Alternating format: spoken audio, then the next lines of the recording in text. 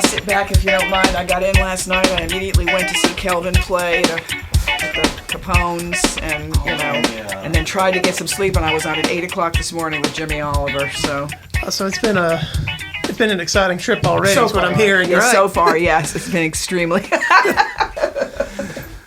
extremely exciting. Is this okay? You tell me if this is okay. Oh, yeah. I'm sort of comfortably lounging in the chair now. Do your thing. Yeah. No, you do your thing. Just don't do too much of it. Don't do too much of it? Yeah. Yeah. This is a cool little room. Thank you. My brother has a recording studio in Connecticut. He has that same lamp. This lamp? Yeah. Yeah. That lamp has traveled. It's a great retro-looking thing, and I love the lava lamp as well. I'm way excited about this lamp. Yep. Because the guys in Studio B had one of them, and it just kind of sets a mood. I hate fluorescence. Are we going to talk about fluorescent lighting and how much I hate it? Oh, in every single episode. One of the reasons I wear these sunglasses, which are prescription, all the time almost, is because I can't stand to walk into a big box store. I hate fluorescent lighting. You may feel free to ask me about it. Yeah, go ahead. I do. We've already had yeah. What was the discussion with Martin Armour? If you listen to the episode, we ended up talking about microtubules in the brain and the effects. Well, I just use the sunglasses to filter it out. I don't know anything about that. But we did end up in a really interesting discussion about lighting and how it affected the recording studios and his experience at Wishbone. I don't even like any kind of overhead 80s. lighting myself. In my house, I use nothing but lamps. And I use a lot of them, so I appreciate all your lamps here. I have a pink lamp that looks a lot like that, actually. But that's a very cool color. It's a very cool... Oh, look! Oh, wow! It changes colors. That's fabulous. So let's have some fun with that. Too great, yeah. All right, well, let's get started, because they're showing up at around 10:30. So, welcome, Christine Ohlman. Hey, how are you guys? Awesome. Good. How are you doing? I'm doing good. I just got to the Shoals last night. This is 2018 Handy Festival Week, for those of you that are listening, and that's in late July in the Shoals. Or mid to late July in Muscle Shoals. If you have not come down, you should make your plans now for 2019. Yeah, if you could get down here, it's awesome. Yeah, next year too.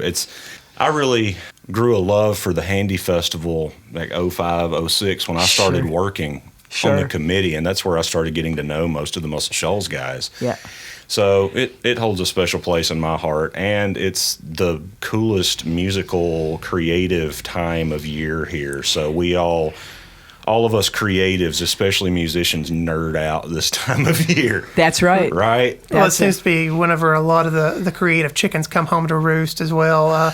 People that have left town going on, or people that are just associated with the town, they come back this time of year. Yeah, you've been here how many years in a row? Somebody asked me, I want to say it's been at least 10 for doing various things, maybe 8 concertedly, for those that don't know, I'm from New York City and Connecticut.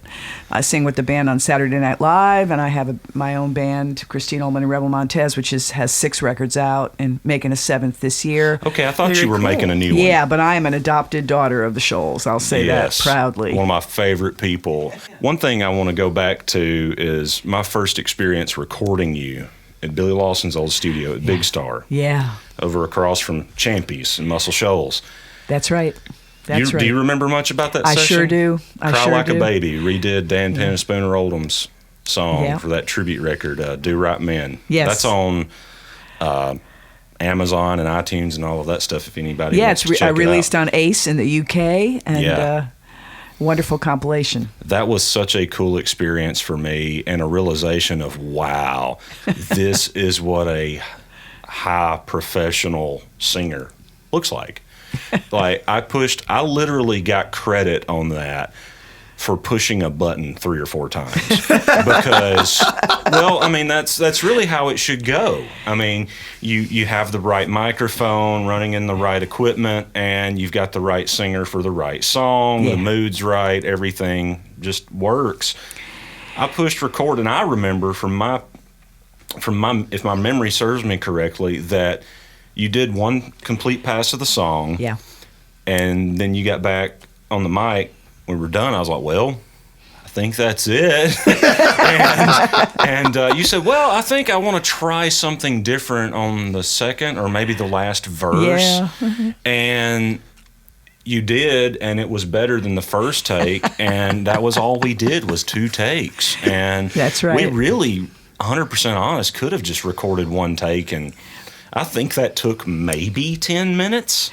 Yeah, probably. And then we just kind of hung out talking and enjoying each other's company. Yeah. So well, I mean, if it comes from the heart and it happens to be the right moment, then it can just be 1 take, and often it is, and you might embellish a little bit, but it was an incredible song too. Well, it so really is, and things. I was honored to be asked. Yeah, that was a Scott Ward production project. Yes. I was associate producer and yeah. recorded and mixed a lot and did a lot of things with that record. It was a lot of really good musicians and singers and a lot of great songs. I did not realize how many songs those guys had written until I got involved in that project.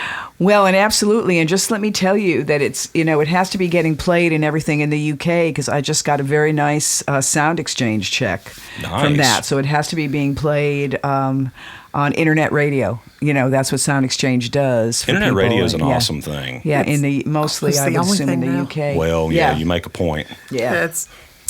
Well, okay, so you wanted me to ask you about running into Roger Hawkins in Greenwich Village.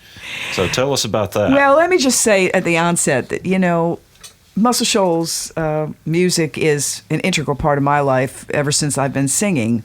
With the band on Saturday Night Live, a lot of what we call the book, there are a group of songs, are Muscle Shoals songs that I've been singing with that band.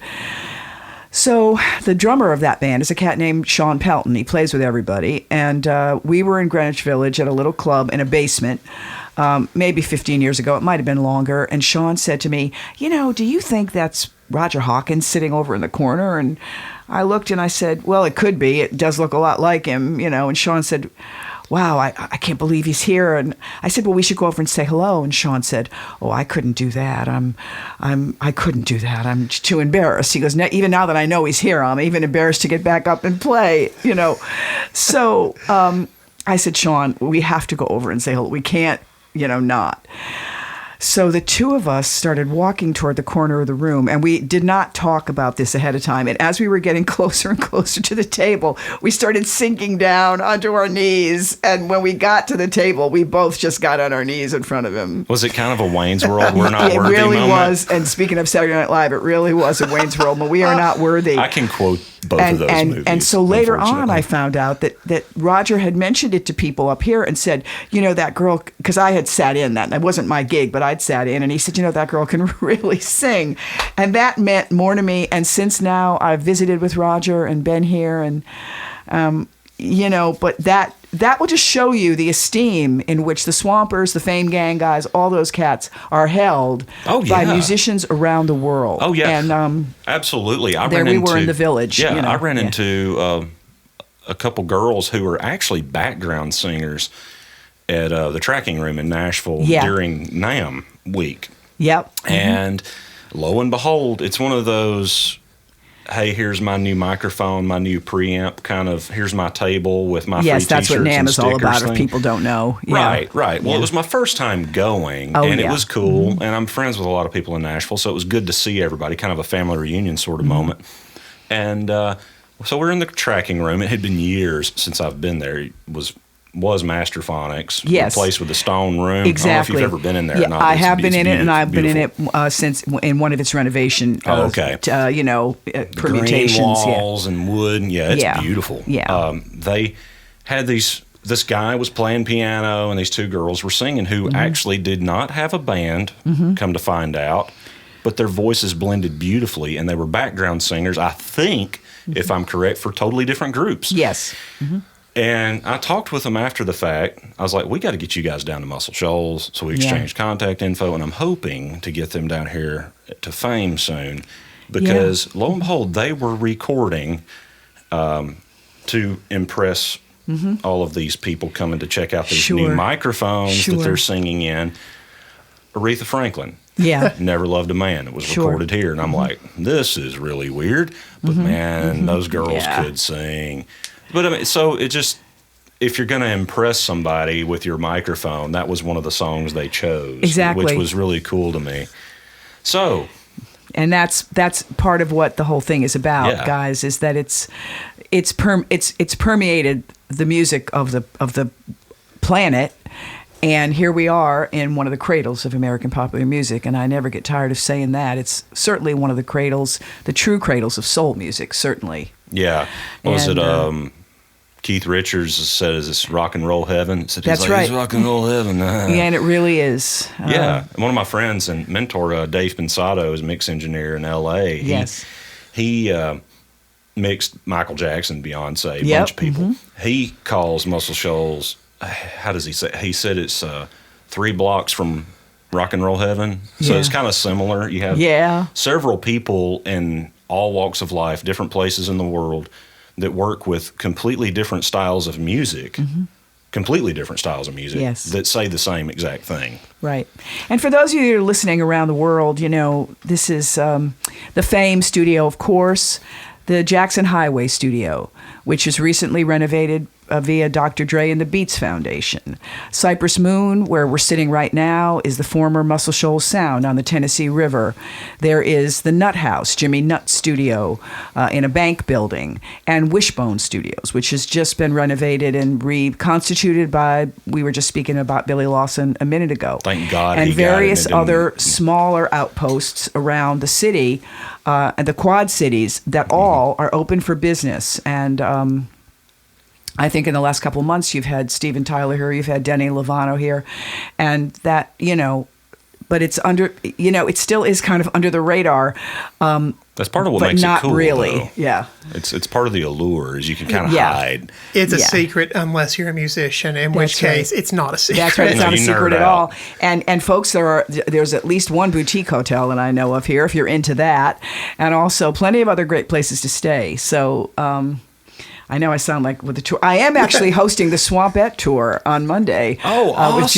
With Judy Hood. Tell Judy hello. I will. And I need to get her on. You do. On this. You do. And the Swampette tour goes around to several locations, including the Alabama Music Hall of Fame. So we'll be on the bus. Yeah, the Hall of Fame is a cool thing that I toured a few years ago for the first time and did not realize who was from Alabama. Yeah. Nat King Cole. What's the guy from the Cadillac? Styx? Yeah. Tommy Shaw. Yeah. Tommy Shaw.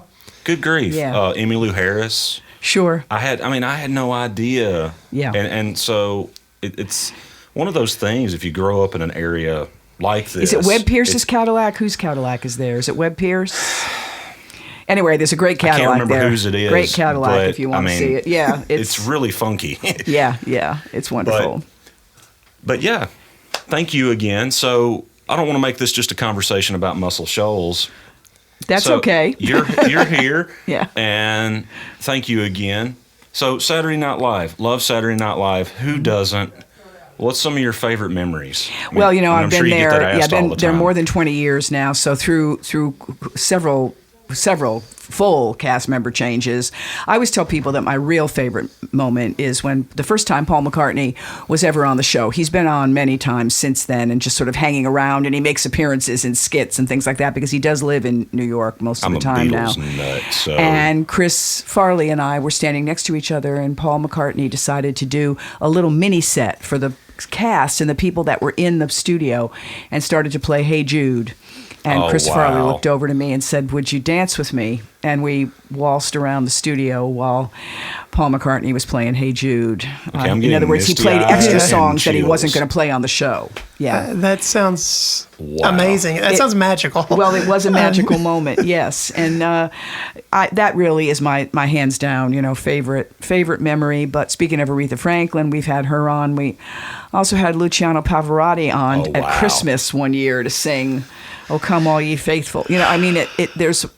There's things that happen there that just really wouldn't happen anyplace else. Well, I don't know if you saw where I posted this on Facebook a few weeks ago or a month or so. I was listening to Pavarotti on full blast, and I love that stuff. I mean, it's for people who really dig music. Mm-hmm. It's not this boundary that people think. Oh, no, should be no boundaries. Well, like Martin Armour, we talked with Mark on a recent podcast about how he will listen to Eminem for word flow and wordplay to help him with country writing. Right. Well, let me just point out this: the cat I was just speaking about with Roger Hawkins, Sean Pelton, that you can go online and see this amazing YouTube of Pavarotti and James Brown singing "This Is a Man's World." Yeah, it's a man's world. I have seen with that, Sean in a amazing. plexiglass booth, but between them, because there was a symphony orchestra around them, and I guess for some reason they had Sean there playing maybe quote unquote rock drums with them, you know. Yeah. But surrounded by, and it's a man's world. The two of them taking the lead vocals, Pavarotti and James Brown. What I mean, was really speaking about a weird about crossover that? moment. I've got to see that. Yeah, you it. should definitely look that up. It's cool. It's wonderful. Because what is so weird about it is they don't either one try to do what the other one does. Yeah, in a million years. And it actually worked. Yeah. I don't know how it worked. Great singer and great singer. It just, Well, I guess that's how it it's a worked. no boundaries moment Yeah. in Italy, recorded in Italy. Yeah. Outdoors, I should say. Outdoors. So how as many well. details can you add that makes this that much more unique? Yeah, this is the guy that got on his knees in front of Roger Hawkins, folks. Okay, right. So that should explain the level of awesome and respect that's due these people. Yes, it's awesome respect. So what's on the plate for this week for Handy Well, Festival? Handy You're Festival performing a lot. 2018 that we're talking about, I'll be playing with the Decoys, who I call the house band of Muscle Shoals, and that's David Hood, the great historic bassist, Kelvin Holly, Mike Dillon, and N.C. Thurman. And we'll be Great playing band. all around town. I'll also be playing with Travis Womack, who is certainly Awesome. an American treasure, Love and Travis. Donnie Fritz, who is another American treasure. And Donnie is putting out a record of songs of Arthur Alexander. I saw that. So we'll be singing some of that, playing some of that, and That's going to be cool. Yeah, That will be really, really Arthur cool. is one of those. And then on Sunday, I'll be with the members of the Percy Sledges family at his home church in Leeton, Alabama, to Howell do a was just gospel here the other tribute. day. Howell, and his cousins, I guess, the Orr sisters. Mm-hmm. And Saturday night, I'll be with the Fame Gang at just for a duet with Travis Womack. I'm not, on the whole show. That's the show that's Walking pretty much a On, tribute to Rick's the passing, Fame right? Gang, the other great rhythm section, along with the Swampers. There were really sort of three series of rhythm sections with Fame, and and these cats are still around playing, and as you know, Spooner Oldham, all of these, Jimmy Johnson, they're around and playing in the Shoals. Grant and I did a tribute to Spooner Oldham last year at Cypress Moon, and Spooner was there and got up and played with us, and so. That was the women of The women, Muscle Shoals yes. and coming up and tributing doing that for our favorite Spooner. songs. And that was, oh God, I was so nervous running sound for that show. I think it worked out great. Oh, it worked out amazing, and it was a very proud moment because Spooner's a friend, and so if you're running sound for that level of talent on stage, the last thing you want to do is screw it up, and the absolute last thing you want to do is screw it up when Spooner and Karen He's are sitting friends, right there. and his wife Karen is your chiropractor. It's like, I'm not going to be able to go back if I get feedback on this mic. Yeah, no, everything was great. Everything was awesome. great. You gotta love when there's at least two people in the audience that are going to know if you screw something up. Oh. Sometimes you can tell yourself, well, that wasn't the way we rehearsed it. No, but that nobody's going doesn't to know work in that. Muscle Shoals. Nobody will know it, and it really did. Everything worked out beautifully. Well, in towns like this where there's probably at least 5 or 6 heavy-duty sound guys. Yeah. Like, I remember Scott Boyer's funeral. That was one of the highlight. Yes. I don't highlight. It was a highlight, actually, because it was, I think that is a good way to say it, because it was a it just wonderful came out tribute. sounding wrong. Tribute. It was. It was an honor to run sound for that, but it was also such a nerving moment. And a lot of people didn't know, but I had people in the audience that I knew that were excellent sound guys, like Jimmy Nutt just won a Grammy. I'm like, we're looking at each other, and he's turn it up, turn it down, or giving me hand signals. And I've got 4 or 5 people that I'm referencing in the audience. I'm like, do not let me screw this up. This is not the time for that to happen. Yes, exactly. So it's a huge asset, but it's also like, if you mess up, they're going to know. Yeah. But it makes you on your A game, too. Yeah. So that was a special moment. Absolutely. And, there are many, many special moments in this town. And these towns, the 4 towns, really. Yeah, and, it's really 4 towns that hadn't every figured one out of that these, there's just it's one. Muscle Shoals, Florence, Tuscumbia, and Sheffield, for those that don't know. And they each have their own character, their own studios. Right now we're in Sheffield. We're not in Muscle Shoals, but it's right next door. They're inextricably, linked, these 4 towns. Yeah, absolutely. It's the same town. It really is the same town. It really is the same town. That's Quad across Cities. the river. Yeah. That's right. Yeah. Okay, so what's new once you leave Muscle Shoals and go back to New York? What's happening? Right away, almost right away, we'll be participating in a tribute to Doc Pomus, who's a great songwriter from New York City, wrote for the Drifters and a lot of great songs. I'll be with my friend Marshall Crenshaw and Willie Nye. We'll be up at the Guthrie Center in Great Barrington, Massachusetts. And also I start working on a new record. My record is called The Grown Up Thing. We have Tell us about that. There's a number of special guests that will be coming on with me, as well as my band. And the producer will be Andy York, who is John Mellencamp's lead guitar player. And Andy has worked on all of my records. And the Subdudes just signed on to do a track. Paul Thorne will be with me. Roseanne Cash will be with me, and a few other people as well. Charlie Musselwhite, I think, and we'll use us. And G.E. Smith will come on and play, and Al Anderson, who's out of now he's out of Nashville, but he's originally from Connecticut. So there'll be a lot of guests on it, and we've been playing the songs now for about a year around. And so making sure people like them, Sure. And they seem to. And so that's always good. That's always a plus, Yeah, it's nice if people like your songs. Yeah, exactly.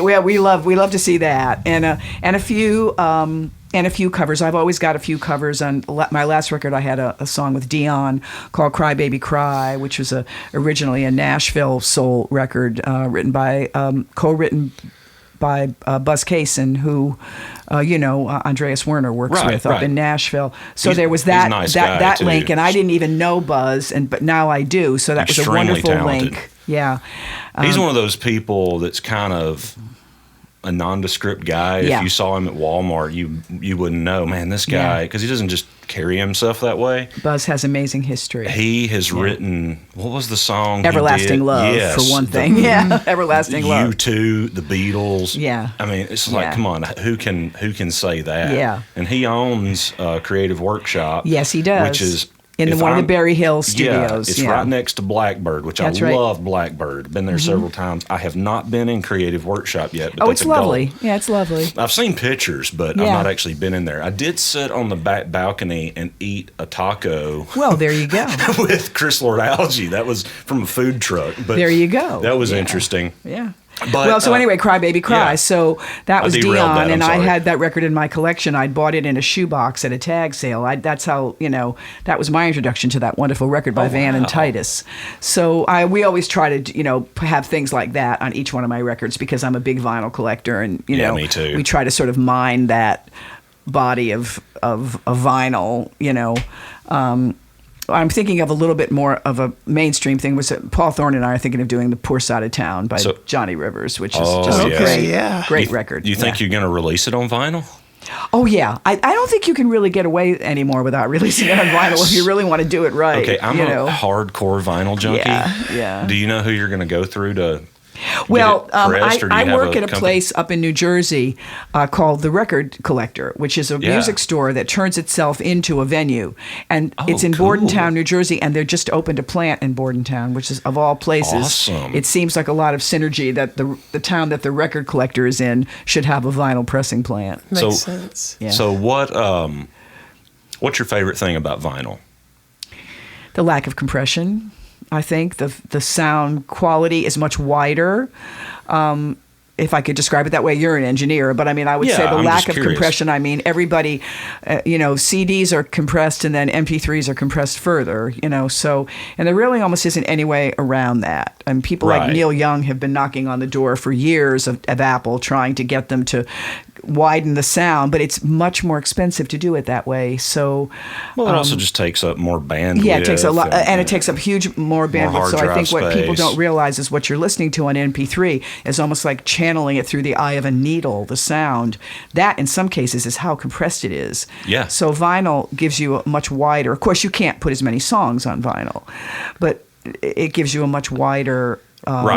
Sound. I think quality versus quantity. You know, I'd rather have 10 good tracks than and you can always release some of your tracks. Just release them on the net and not put them in. And that's kind of a bonus material sort of thing. It's a good marketing thing. Well, while we're picking your brain about vinyl, do you think that sitting down and listening to a record encourages active listening more than just putting on your headphones and listening to something on Spotify or what have you? Yeah, I mean, I have my opinion of Spotify. Is it something along the lines of 0.04 cents per spin? Yeah, my opinion of Spotify is that, for instance, I'll tell you, and anybody would really, Roseanne, for instance, Cash has written about this, these tiny little amount of money. My distributor, I didn't say they couldn't select the hits, which is the Phillips family, actually, Jerry Phillips' brother's family. Put up all my stuff on Spotify when it first hit. Sure. I was on Spotify the first month or something. I didn't know. Then people started telling me. Then they started saying, "Don't you want to start posting playlists?" And I said, "No."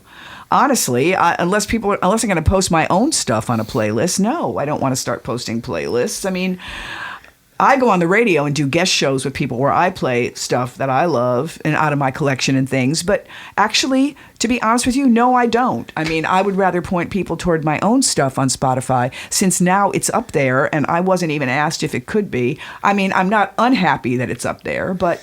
Well, you being up there early is probably a really good thing, but it also seems as though, guys, that it was just a given that everyone in the world was going to be on Spotify. Right. Hello, and in the meantime, they've also not monetized to the extent, and this is a bigger, wider discussion, but, Oh, yeah, but still. And that stuff is compressed even more.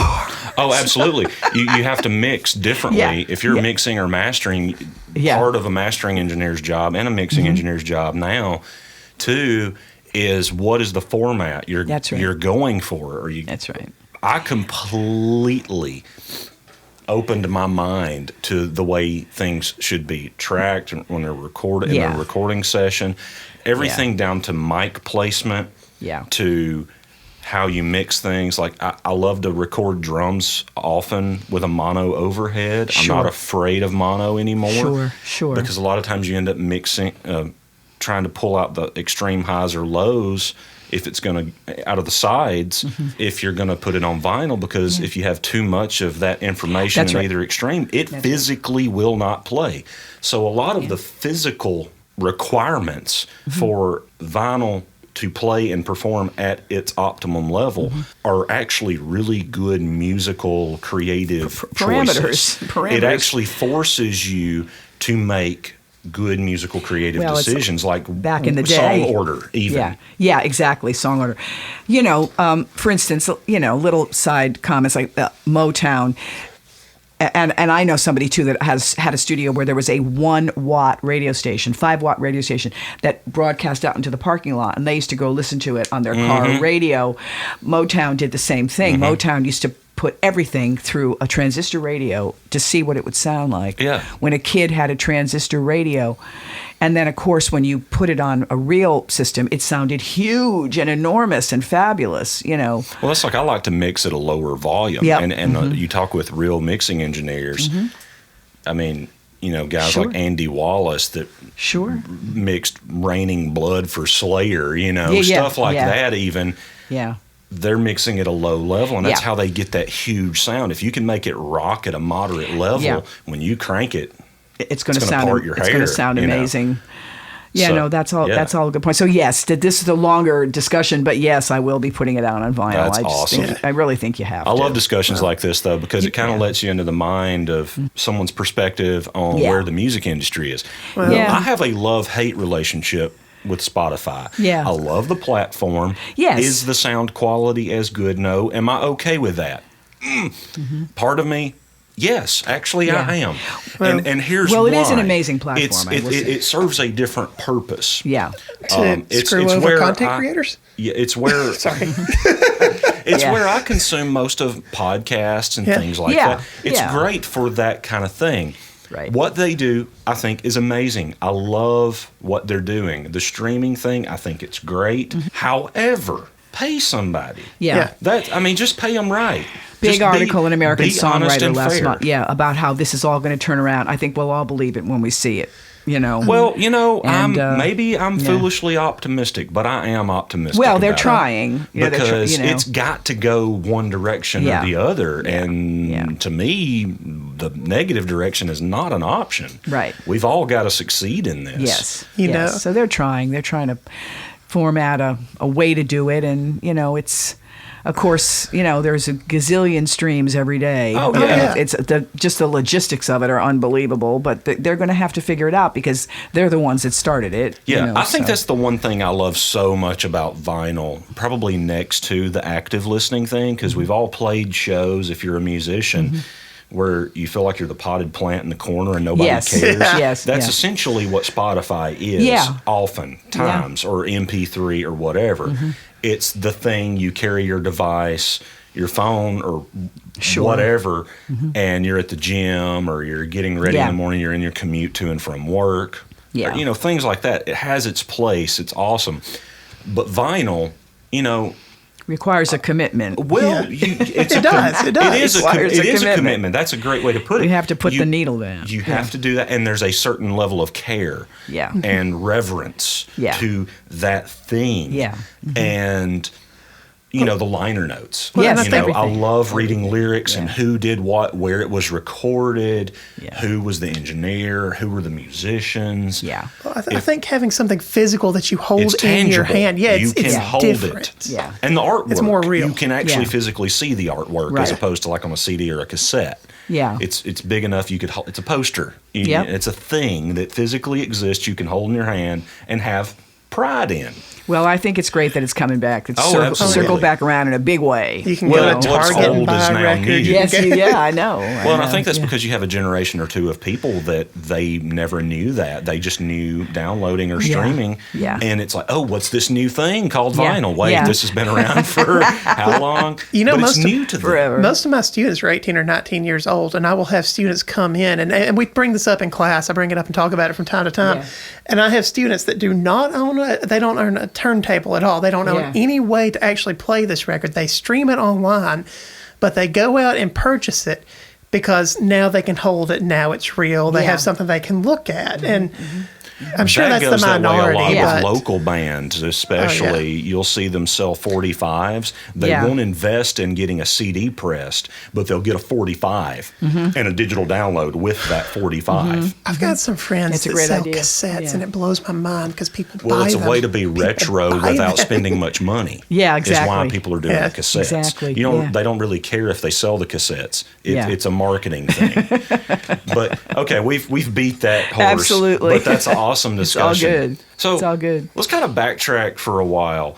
Your beginnings of music. What drew you into music? I mean, when did you discover this is me, this is my thing? Yeah, again, even as a young kid, I would listen to so much soul music, so much rhythm and blues. That's really always what I was drawn to. Not so much my brothers and sisters, but me.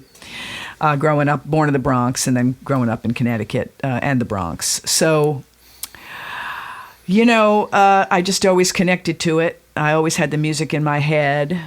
I don't think that's not true of everyone, obviously. I mean, you start talking to other people, you find other people who say the music is in my head too, And that's sort of your tribe that you get with after a while, So my brother had a band. I started singing with my brother's band. We made a record in New York, and then we just kind of went on from there. I had G.E. Smith ended up in a band with me in Connecticut, and then when he went on to SNL, to be their musical director, one day he called me up to ask me to do a gig.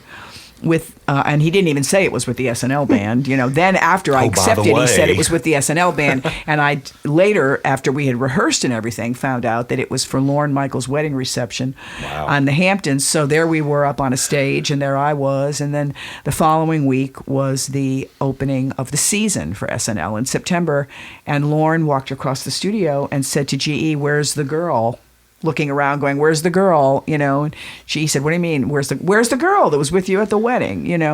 So I always tell people I got it from a wedding gig. But in the meantime, that's interesting. In the meantime, I was, of course, by that time I'd moved on, was formulating my own band and starting to play guitar and starting to write songs. So moved into the role of the band leader at the same time that I was rejoining GE, and he was the band leader. So this sort of parallel thing going on. And the SNL band has been a springboard for me to a lot of things, a lot of all-star appearances overseas, different associations with other musicians, and eventually it leads me to the Shoals, and also being deeply embedded in the scene in New Orleans as well, and Nashville. So really, I have like 4, New York, Muscle Shoals, New Orleans, and Nashville, where I sort of can rotate, and that's just been a huge artistic blessing. I can't even begin to tell you. So what do each of those places, because they're all drastically different from each other, are. What do they give you that, or what do you feel like you can draw and pull from? Well, New York, of course, is so fast-paced that the minute I arrive in town, you start walking faster, talking faster, moving faster, and that's just a very, very fast-paced thing at NBC. And also other gigs I do in New York, very fast-paced. I'm on the board of something called Little Kids Rock. Last year, we had Bonnie Raitt, Keb Mo, Betty LaVette. We did a whole big thing with them. Every year we raise about $1 million for Little Kids Rock. That's the New awesome. Orleans scene is a slower scene. The food, of course, the food plays a big part. The moving around. I play with the cats from the Subdudes, the Radiators, Mean Willie Green on drums, the New Orleans Suspects. These are all just unbelievably, funky cats, and you just kind of fall into that. A different kind of a Southern groove from the Shoals. Nashville is Nashville. I mean, I would go there. I'll sing with Jack Pearson. I'll sing with different people, and have a lovely time. And the singing is always great. Jack's a sweet guy. And I'm super blessed, talented. blessed to be able to also work with, really high level musicians there. And then the Shoals is really, I have to say, where my heart is. And that's the fine, specific quality of the soul music and the playing that goes on down here, where an actual style evolved, a style, and really, to Rick Hall's credit, much like Willie Mitchell in Memphis with Al Green in the high rhythm section, Rick evolved a style which survives to this day in their playing. So. And it's kind of hard to see it when you're from here. Yes. I mean, I see it, but, until I've never been to New York. That's a bucket list. Yeah. But, been to L.A. a couple times, and you go out somewhere that drastically different. I love L.A., by the way. That's like, I love L.A. But you go somewhere like that where it's the opposite end of the country. Yeah.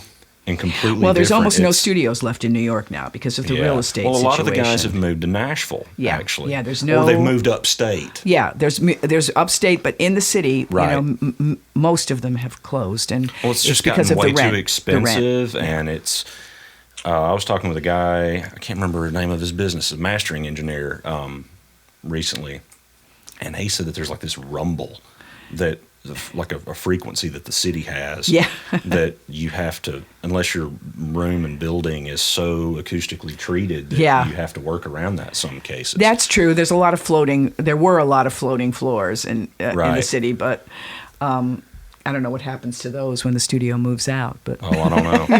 But it's definitely its own thing, and you realize when you're somewhere completely different how unique where you're from really truly is. Yeah, and as I consider myself very lucky to be able to just land in any of these places and have great work to do and adapt. I don't change my singing. It just seems to adapt to whatever I'm doing. That singing kind of slots into whatever is going on around it, Oh, okay, I got you. Yeah. And in a beautiful way. I went and sang on some things with my friend Jack Pearson a few months ago, and I just ended up singing harmony with him on some tracks. Jack Pearson, if you don't know, is really one of the under-the-radar great guitar players in the world. He lives in Nashville, but he's very associated with the Ohlman Brothers group of players. But, all I did was, I don't even remember what I did. It was a bunch of singing along with him, and when it was over, he looked at me and he said, you're one of the greats. And I just about burst into tears right then, because I thought I didn't think anything about what I was doing,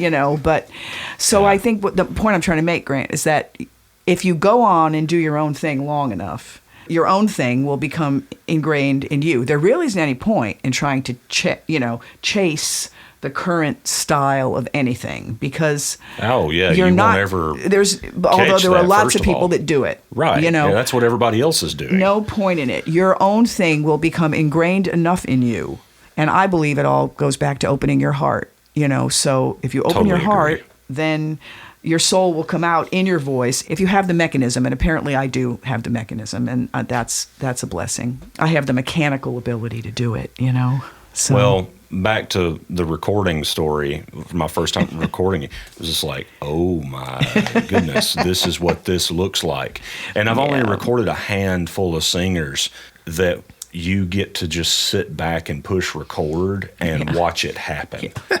That was an awfully fun day, and it was a lot of fun. I love Billy Lawson. Oh, Billy's a sweetheart. I love Billy as a singer. Billy's an amazingly soulful singer. Billy is a highly underrated singer. Highly underrated. He is really good. He's a good all-around musician. I think what makes him good at what he does, one, he's just a good guy. Yes, he is. But two, he's a producer. Yeah. I would put that sign over his head, because I think that's what makes him a good writer, a good singer, a good guitarist, a good whatever he does, engineer, because he thinks like a producer. Yes, that's so true. He hears the end result before anyone else does. That is so true. And again, we're in Muscle Shoals, folks, and this town is full of those kinds of people. I've learned a lot from him. He has been very kind and gracious to me, more than I deserve, as have so many people, and I'm very grateful.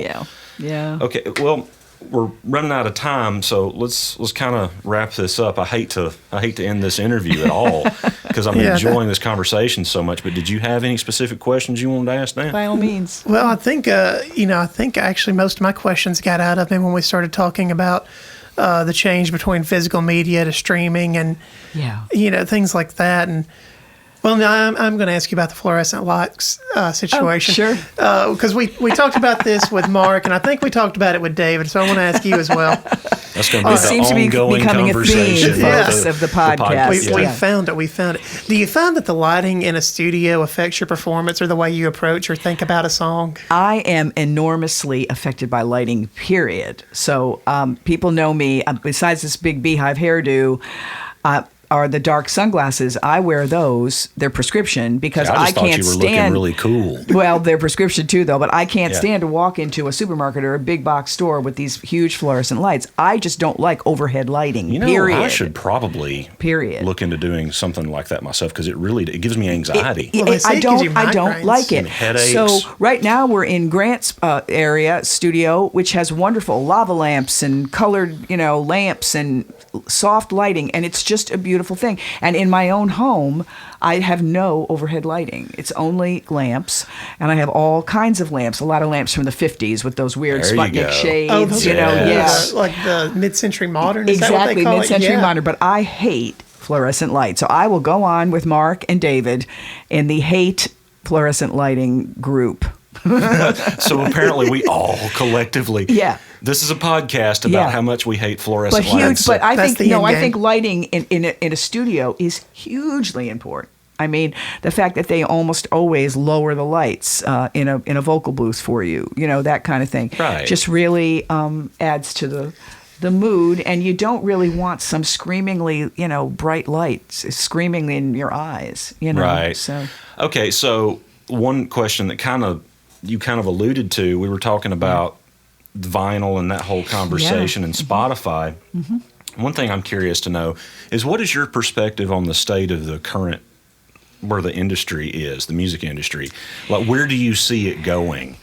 I mean, because I'm really trying to be optimistic about this, and we all are, and we've got to succeed. Well, one of the things one of the things that I would have to say that I don't like about the current scene is just the proliferation of how much music floods the market, because it's become so easy to put out There's music. No vetting. It floods and it obscures sometimes really great stuff, so that it becomes ever more important when you're having a record out to budget money. More and more money, really, for publicists and people that can push your music to the front, more so than it ever has been before.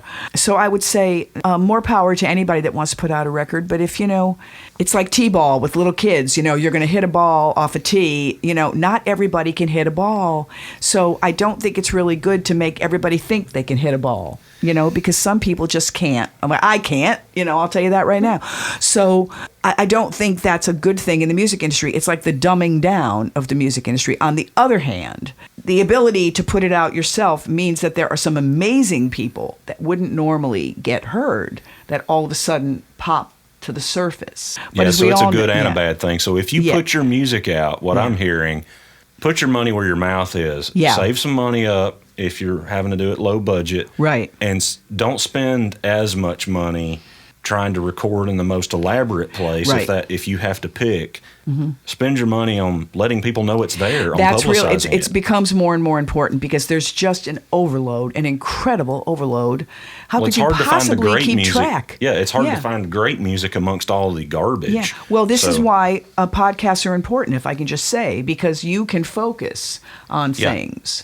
So, my record will be called The Grown Up Thing. And when we put it out, of course, I'm going to talk to everybody about it. And I'll hope that you guys, will mention it. And, do you have an idea of a release date? And something like Muscle Shoals to Music Row. I know I'll go on there. It's just super important. And that's what I would say about it. I mean, the music business will always be alive, obviously. I think we're moving towards it getting a reboot. And how it's going to get a reboot is by this monetizing of streaming. Yeah. It's a big problem because it was never addressed in the beginning. And now the barn door is open, folks. Yeah. It has to be addressed backwards, kind of. Right. And I know this is so small compared to what you've done, but my band the other week, we received a check from streaming. It was for about $80, and I got to looking. It was for 20,000 streams. Yeah, but that's actually pretty good. No, you should know that that's pretty good. Yeah, but still 20,000, you wouldn't. Yeah, but actually, because see, now they've upped it. I mean, 20,000 in the beginning would have gotten you about $4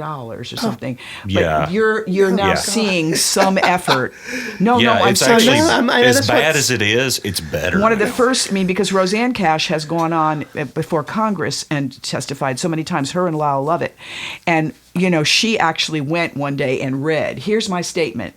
30,000 streams, $7.81. I mean, that's obscene. Well, it is obscene. And you see that. But again, you see it was allowed to proliferate without any without them being held accountable. Yeah. And they kept saying, "Oh, this is going to be great down the road. Everybody's going to get."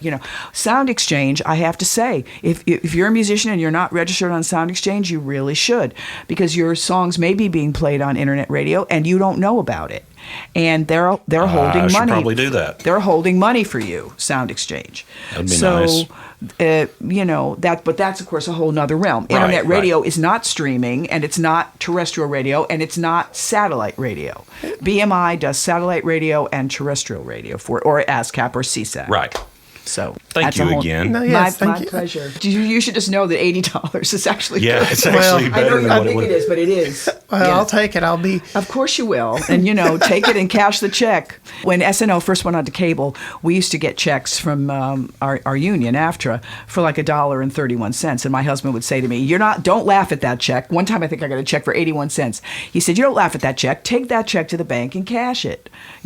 Because cable would cry, "We're so poor." Comcast now owns not only NBC, but they own Rockefeller Center. They own the real estate. Don't want to talk about And they own Comcast. Universal Pictures. So this was in the beginning. The cable companies will take your reruns, we'll show them, and we'll pay you like 13 cents. Because we don't have any money. We're so poor. And that's an aggressively evil company. But it's very similar, you see. And I mean, I'm just gonna sit here and go, Comcast. That's the nicest thing I can say. Then about they bought company. the real estate. We're just laughing because we remember the kind of checks we used to get from Comedy Central and all those places. If there's one thing before you do go that you would love to share, since you've got the mic. Well, I'm Christine Ohlman, the Beehive Queen, OHLMAN.net, Christine, or just look up the Beehive Queen. And I love Muscle Shoals. I will be here. I will be coming here for the rest of my life and celebrating this great cradle of not just American soul music, but American popular music. So thank you for having me. Thank you so much. It means so much to me. To both of us, but it really deeply means a lot to me. So true. I respect you and a whole lot. True. So, thank you true. Again. All right, guys, I'll be across the hall. Thank you again for listening to Tape Noise Podcast. That was an excellent, amazing experience talking with Christine. She's an amazing talent and an amazing person. What else can I say? It was a pleasure to have her. We're very fortunate that we've been able to get some really top-tier guests on the show that are just absolutely fantastic people. They're fun to talk to, and they've got some really interesting life experience that most of us, might, if we're lucky, get vicariously. So I'm glad we've got a few more lined up that should be really, really interesting interviews. Oh, yeah. It's been a while since we've posted anything, and that's because we've been in the trenches trying to make things a little quicker and a little easier to get episodes out to you guys. So thank you very much for you guys for sticking with us, and to all of our listeners, tell your friends. Follow us on social media, Facebook, Instagram, Twitter. We're on Spotify, YouTube, iTunes, of course. Give us some reviews. Tell us what you think. We're trying to improve this daily. Except don't hurt our feelings. Don't do that. We can take our feelings being hurt, can we? Yeah, we can take our feelings being hurt. Are we gonna be like Drake and get all in our feelings and Kiki? Do you love me? Do you love me, Dan? Only partly. Okay. Anyway, thank you again for listening. Peace.